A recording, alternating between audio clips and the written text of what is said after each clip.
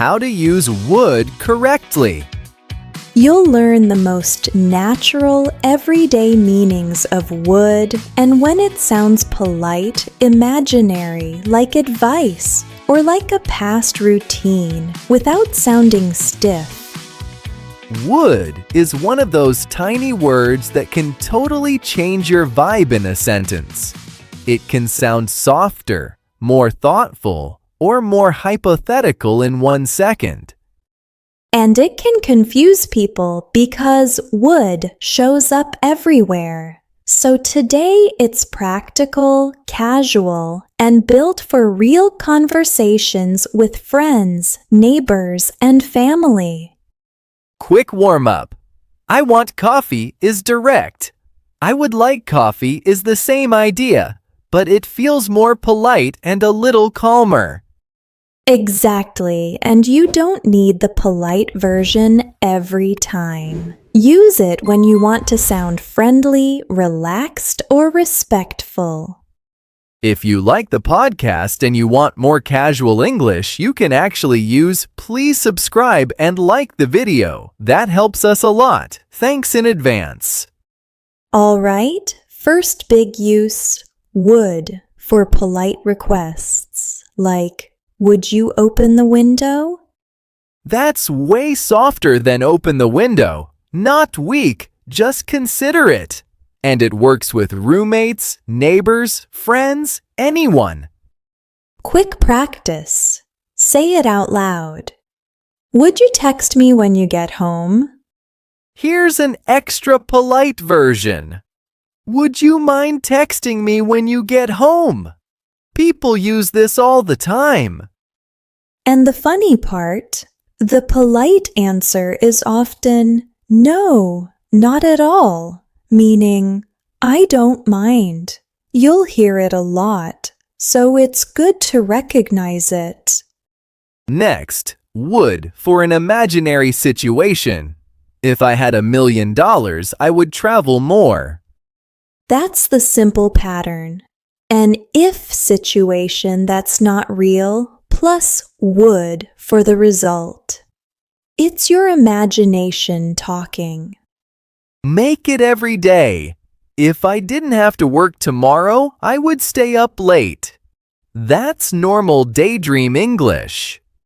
Say this one. If it wasn't so cold, I would go for a walk. Don't overthink it. Just copy the flow. Common mistake.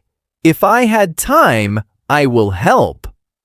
That sounds off because will feels real and sure. So match imaginary with imaginary. If I had time, I would help. That sounds natural and friendly. Third use, preferences. I'd rather eat at home. Full form is I would rather, but I'd rather is what people really say. And it's perfect for everyday life. I'd rather not drive tonight. It's clear, polite, and not dramatic. Compare. I don't want to drive can sound blunt. I'd rather not drive sounds smoother, like you're offering another option. Try a few. I'd rather watch a movie. I'd rather stay in. I'd rather not talk about it right now. Another big one. Would for past habits. When I was a kid, I would ride my bike everywhere. That's a repeated action. That would is not about politeness or imagination.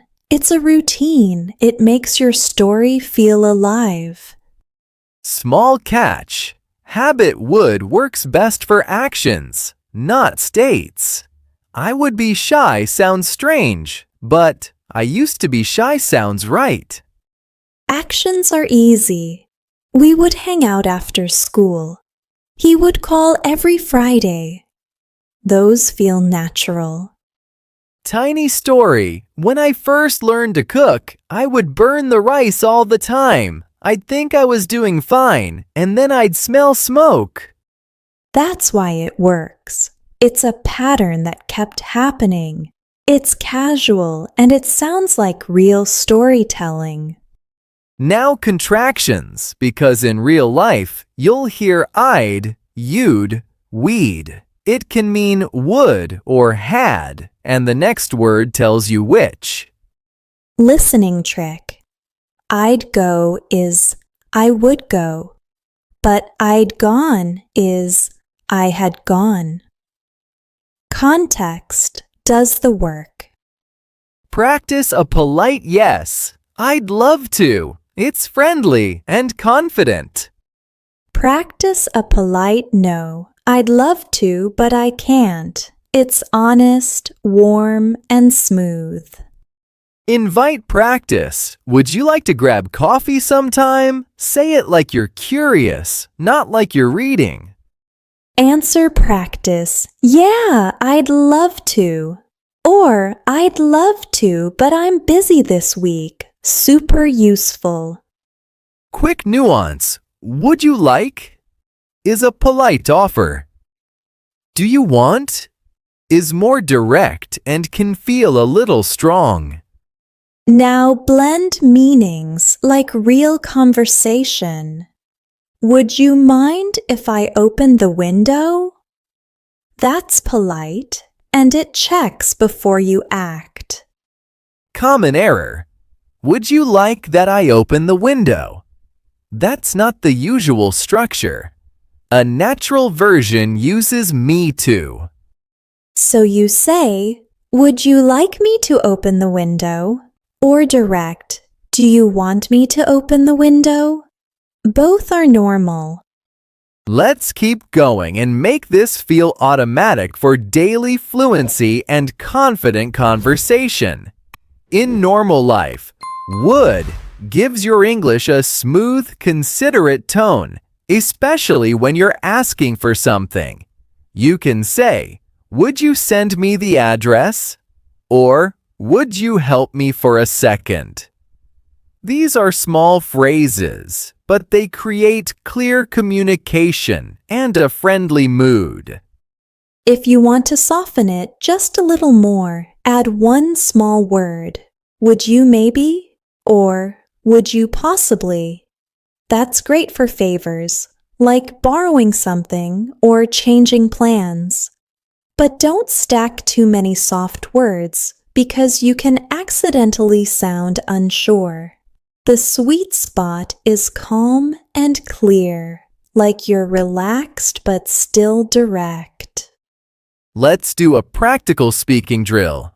I'll say a direct sentence and you upgrade it using would out loud. Direct. Text me later. Upgrade. Would you text me later? Direct. Turn the music down. Upgrade. Would you turn the music down? This is a fast way to build smooth, everyday politeness without sounding formal. And if you worry it sounds too fancy, don't. Would you? Is everyday English. It's the kind of phrase people use at home, with friends, or when meeting someone new. It's polite, but still casual, which is exactly what you want for real-life speaking skills. Now, imaginary if situations again, because this is where people freeze. The key is simple. When the if part is not real, the result uses would. If I had more free time, I would go to the gym. If my friend lived closer, we would hang out more. These show up in conversations about choices, regrets, and plans. Here's a fun challenge. Answer right now. If you could change one small thing about your routine, what would it be? Try. If I could, I would. Maybe. If I could wake up earlier, I would have a calmer morning. It's practical, it's positive, and it's the kind of sentence you'll actually hear from native speakers. Preferences with I'd rather are your shortcut to smooth opinions. Someone asks, "Do you want pizza?" You can say, "I'd rather have tacos." Someone says, "Let's go out." You can say, "I'd rather stay in tonight." It feels gentle and keeps the connection, instead of sounding like you're rejecting the person. You can make it even more natural by adding a quick reason. I'd rather stay in. I'm pretty tired. Or, I'd rather eat at home. I'm trying to save money. Reasons make you sound human, and they keep the conversation moving, which is a big part of fluency. 2-option drill with than. Repeat. I'd rather walk than drive. I'd rather call than text. I'd rather cook than order delivery. Now make one about your real life. Even one sentence helps you build confident conversation skills. Past routines are amazing for storytelling, and stories help listening and speaking because they connect ideas. When I was younger, I would stay up late watching videos. On Sundays, we would visit my grandma. That would creates a repeated feeling. But for states, stick with used to, like I used to be quiet, or I used to live near a park. Let's add one more natural meaning, soft advice. If your friend is stressed, you might say, "I would take a break," or "I would talk to them calmly." It's advice, but it doesn't sound controlling. That's why would is such a powerful tool for everyday relationships and clear communication. And you can combine advice with a hypothetical, which makes it even softer. If I were you, I would. For example, if I were you, I would send a quick message and clear it up. It's casual, caring, and it helps you handle small life moments in a calm way. Now a quick error to watch for in real conversation. Sometimes learners put would in both parts of the sentence. You might hear someone say, "If I would have time, I would help." In everyday English, the smoother version is, "If I had time, I would help." Keep would in the result and keep the if part simple. But there's one place where you might hear would near the if part, and that's with would have, like talking about the past. Example, if I had known, I would have called you. That's super common in real life when people talk about regrets, missed chances, or things they wish went differently. Let's practice that regret style because it sounds very natural in stories. Repeat. If I had known, I would have helped. If I had seen your message, I would have replied. If we had left earlier, we would have arrived on time. These are everyday sentences you can use without sounding dramatic. And notice how would have often shows up in apologies too, like, I would have called, but my phone died. It explains your situation without making a big speech. Try it. I would have gone, but I wasn't feeling well. That's a really normal way to explain a no. Here's a mini conversation you can copy. Someone says, "Why didn't you come?" You say, "I would have, but I had to work." Or, "I would have, but I was exhausted." It's honest, it's simple, and it helps you sound fluent because it matches what native speakers say in daily life. Now let's do a quick listening tip for movies and podcasts. Would is often super quiet, especially in contractions. You'll hear I'd, you'd, he'd, and it can fly by. So when you catch it, don't panic. Just grab the meaning from the situation. Is it a polite request, a daydream, a preference, a routine, or advice? That's enough. Before we land this episode, let's do one last speaking challenge. Pick one of these and say it out loud. Would you mind? I'd rather. If I could, I would. If I had known, I would've. Choose the one that feels hardest.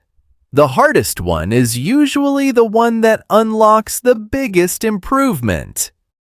Quick recap. Use would for softer requests, imaginary if results, preferences like I'd rather, past routines and stories, gentle advice, and past regrets with would have. Where are you listening from? Leave one sentence with would in the comments and tell us which meaning you were using.